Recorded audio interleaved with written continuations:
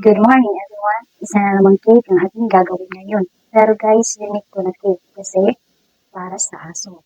At saka ititrain natin to dahil aso ang magbe-birthday, gagawin natin tong buto. Kailangan natin itong itrain para magmukhang buto. So, ititrain ko muna to. So guys, kailangan kong itrim ang ating cake para magmukha itong buto. Ayan, kailangan natin itrim yung mga gilid-gilid at ang may iwan na lang ay yung hugis na buto. So guys, remind ko lang po sa inyo na hindi po natatapos ang video na to kasi gawa nung hindi ko na-on ang camera natin kasi nakalimutan kong i-on ito ulit. Hindi talaga natin maiiwasan na makalimutan natin i-on ulit ang ating camera. Akala natin naka-on, hindi naman pala. So ito guys, dung sa pag-frosting ng ating cake na ito, sayang naman hindi ko nakuhaan na ng video. Hanggang sa pag-trim at paglagay lang natin ng chocolate ang nakunahanan ko kasi gawa nung marami pa akong iniisip ano ang gagawin sa susunod. So nakalimutan ko. Na-post ko yung ating camera pero nung nakalimutan ko na i-on ulit. At dito guys, kita nyo naman hindi pantay ang pagkagupit o pagka-trim ng buto, yung may gilid, yung may circle.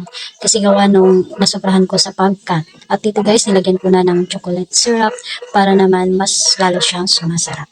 Inayos ko talaga guys ang pagpadikit ng ating cake sa mismong cake board kasi malayo pa ang bebeyahiin ito sa ating cake nito. Papunta pa itong Agata. Medyo malayo po yun. So, kailangan kong ayusin para hindi masira ang ating cake pagdating doon. Nakakahiya naman kung masira lang ang cake pagdating doon. So, hindi lang yung cake ang masisira, kundi ang trust ng customer natin. So, kailangan ko talaga itong ayusin at saka kailangan ko itong bigyan ng matibay na pundasyon para hindi siya masira pagdating sa biyahe.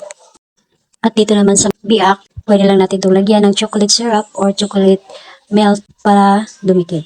Ayan, nilagyan ko ng chocolate para dumikit naman siya at hindi siya matatanggal. Promise, hindi po yan matatanggal kasi madikit po yung ating chocolate melt. So, dito guys, ayan, tinrim ko na yung ibabaw para maging pantay sa hugis ng nasa ibabaw.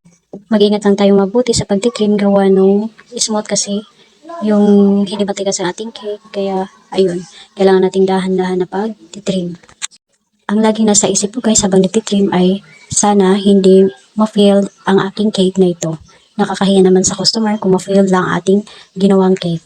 Sayang naman guys at hindi ko mapakita sa inyo ang pag-frosting ko sa cake na ito at ang pag-design. So malapit na tayo matapos sa pag-trim guys. Kunting-kunti na lang ay matatapos ko na to. As usual, lalagyan na naman natin ng chocolate syrup ang ibabaw para naman mas pantay ang sarap ng nasa ilalim. So guys, kailangan ko talaga ipa-absorb ang cake na to kasi para maging foundation na hindi talaga ma-slide ang ating cake para dumikit ito. At dito naman guys, pagkatapos ng chocolate syrup ay lalagyan ko na naman siya ng melted chocolate para tumigas at hindi siya masyado or hindi siya madaling may slide sa ating cake board. Gawa nung hindi ko na ito nilagyan ng dowel kasi alam ko na mabibiyak talaga to sa gitna kapag nilagyan ko ng dowel. Kasi ang dowel kasi doon lang sa makakapal yung surface o makakapal yung cake na galawin. Ito kasi manipis lang. Natatakot pa ako mabiyak. Baka naman pagdating doon ay biyak na talaga siya. Nakakahiya naman sa ating customer kung ganun ang mangyayari na masisira lang ang cake pagdating doon. Hindi pa nakaka-celebrate ang birthday ng kanilang aso. Cute pa naman yung aso na yun.